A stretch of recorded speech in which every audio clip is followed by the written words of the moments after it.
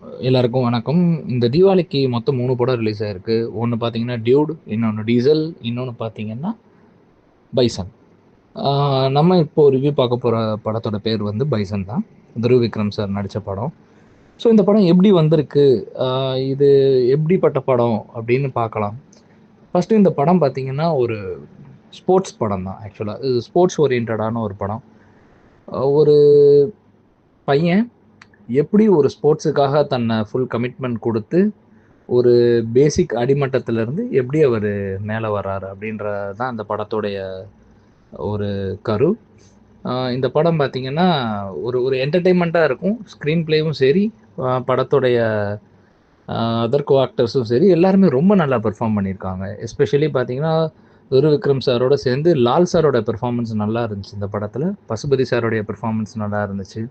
So இந்த படத்த மொத்தமா வந்து பார்த்தோம் அப்படின்னா, இது ஓவரால் ஒரு குட் என்டர்டெய்னர். ஸ்போர்ட்ஸ் சர்வை